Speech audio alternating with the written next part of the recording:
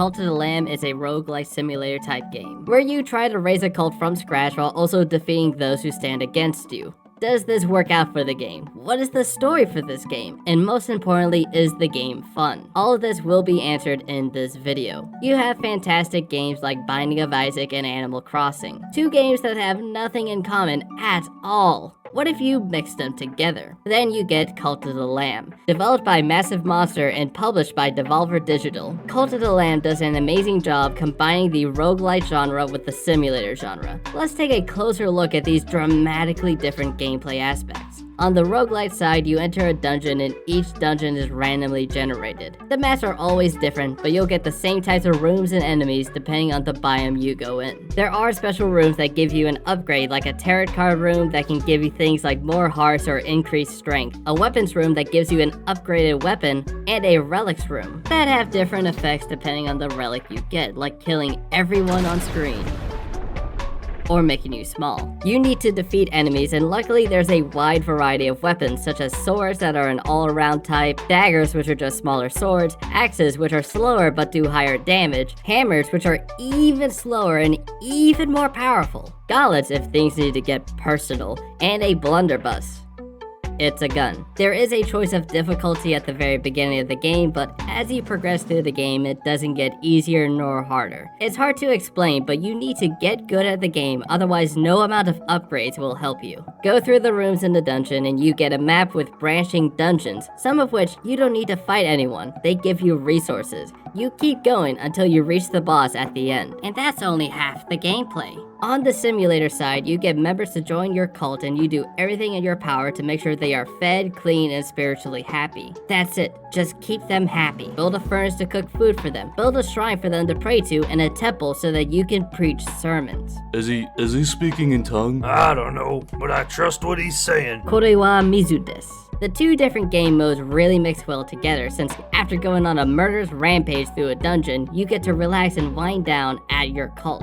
If you're like me, then you'll be spending a lot more time with the simulator part rather than the roguelike, because I just kept getting distracted on building new buildings instead of progressing the story. Speaking of which, there is a prophecy that a lamb will be the one who frees this omnipotent being called the One Who Waits. So in order to stop this from happening, 4 bishops kill every lamb on earth. I am the last lamb, and as I am killed, I meet the One Who Waits, who, in exchange of giving me life once again, I need to start a cult in his name.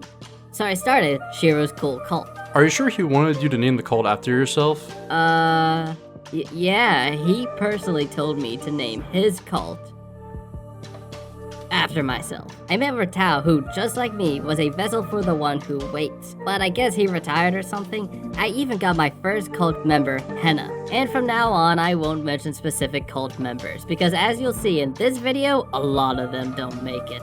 The One Who Waits is bound to the realm beyond by the 4 bishops, so I need to kill all of them in order to free him. So I start with Leshy.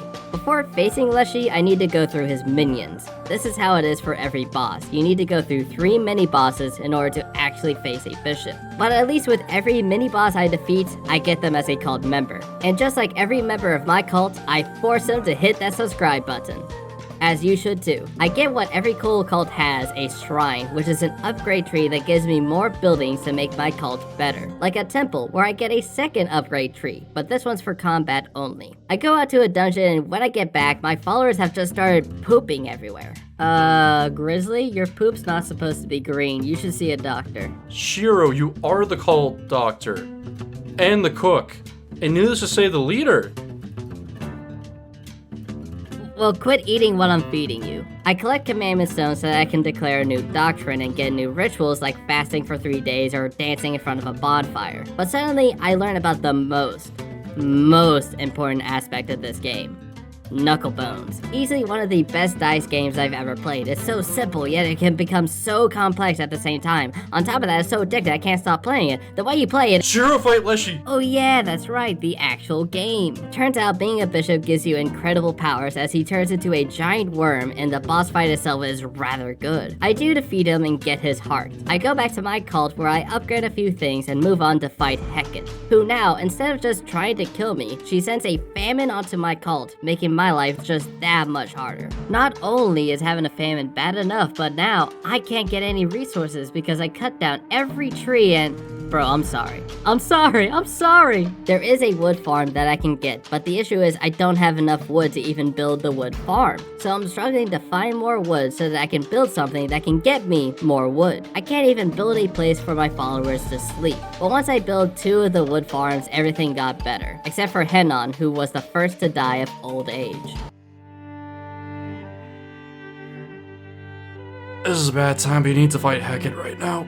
Damn it, that's right. I make it to Heket, who turns into a frog and actually defeats me. So I spend a little bit of time upgrading myself and, maybe a little bit more time playing Knucklebones before I go back and kill her. So I can move on to Kallamar, who sends a plague onto my cult. Funnily enough, Kallamar is actually really cowardice, to the point of begging me to kill a different bishop and not him. While he sent a plague to my cult, I began to notice something. My cult is growing to become an actual respectable cult. I mean, we have a much bigger farm, more members, and all of them are kept well fed. They all also finally have a place to sleep, not to mention an outhouse so that they can finally stop pooping in random places.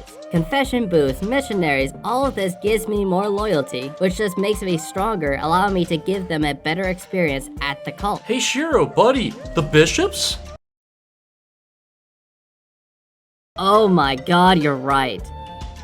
Kallamar! You cowardly fish-fillet smelling piece of shit!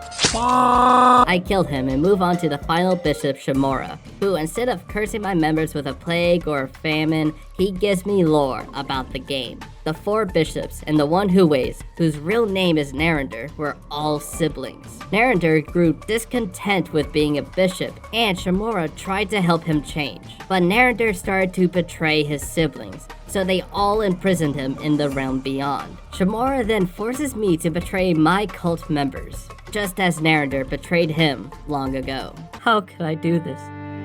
How could I kill my own cult members? Oh my god, I'm so sorry. Crap, what were their names? I want Shamura dead after what he did. So I kill him. With all the bishops dead, I make my way to Narender, the one who went— I don't have enough cult members apparently. Just one short. You two. Make baby. What? Make baby! The last building that I made in my cult is a mating tent that allows the members to have babies. With the final cult member born, I finally go to face the one who waits. I need to make a choice. Become a sacrifice as I was in the beginning of the game, or refuse to kneel and face the consequences. After refusing, his most loyal followers, Baal and Am, try to kill me in his name. When they fail to do so, Narender tries to take it into his own hands. It's a tough final boss fight with the bullet hell that he rains upon you, and in his second phase, having to fight his eyeballs. Finally defeating him, I get a second choice. I can spare or murder him. I indoctrinate him into his own cult, which is extremely ironic as I become the god of death. Cult of the Lamb took 2 very different game genres and mixed them together beautifully. I never really enjoyed roguelike games because I typically get bored with the game before I can get good at it. Cult of the Lamb fixes this issue by giving me a cult that I need to focus on in between the roguelite elements. I greatly enjoyed the simulator element more than the roguelite, as it's just like Animal Crossing, but not in real time. So I can make progress a lot faster. That's not to say the roguelite element was bad, but after the second dungeon and understanding how everything works, it got bland. The simulator element progressed nicely as the game went on, but also got bland once you became self-sustaining and never had to worry about resources. Luckily, with new updates, they add more buildings only available in late game to keep you more interested in your cult. Overall, the simulator element stood better than the roguelite, but together they created an incredible game. This game looks absolutely beautiful, with everything being in 2D. With 2D characters, they were able to have the expressions stand out. The lamb has a face for every task that he does, from fishing, building, playing knucklebones, and cleaning up poop. Every expression looks great. There's also attention to detail, as the lower your health is, the more badly bruised the lamb gets. The bosses stand out so much with the 2D art style, especially Leshy. Just the multiple layers it took to make him, and it looks stunning. Then there's the story, or lack thereof. It kind of makes sense because the story is your journey of growing a cult and defeating everyone who stands in your way. The lore for the game is actually very interesting, if not vague. They don't even tell you about the lore until you get to the final bishop, but you do get little snippets here and there when you do other activities. And there's plenty of other things to do, like helping a mushroom cult, talking to Midas, fishing, Knucklebones. And ever since the game's release, it gained a cult following. You're supposed to do the badum tish thing. I don't have any hands. The gameplay is simple, nothing too fancy, and it doesn't have to be. Just a simple attack and dodge is all you need. The wide variety of weapons is great, along with other attacks that you have like curses and relics that I never talked about because I never really used them because I kept forgetting to. The downside is that if I got a weapon that I wasn't good with, then I can basically kiss that run goodbye as I knew I would be martyred. There is a big post game. It's essentially just play the game again, like literally. Go through the dungeons again and indoctrinate the 4 bishops into my cult to beat the game again. And the worst part about it is that I wanted this. I wanted to play more. I couldn't stop playing because the game is too much fun. So is that like a pro or a con? The game is too much fun. What do you think? Yeah, we're gonna say con on that one then. Yeah, sure, con, whatever. The music didn't stand out during gameplay. The main issue with the music is that a lot of the songs have the same chorus type singing. So it all just blends together. Other than the Sin ritual music, which itself was fantastic. There's a lot of actual satanic imagery, which makes sense, it's a cult game. But if something like that makes you uncomfortable, then you won't like this game. There's so much to do in this game, but it kept distracting me from the main aspect of the game, the roguelite element. But what am I going to do? Complain that there's more game for me to play? It also felt like by the time I was powerful enough to not have difficulty with enemies and bosses, along with my cult being able to sustain itself, the game was over. Luckily, the post-game was there for me to use my newfound strength. Cult of the Lamb is a great game that made me want to play more. And hey, if you're ever looking to join a cult, join mine. We won't end up like the other ones.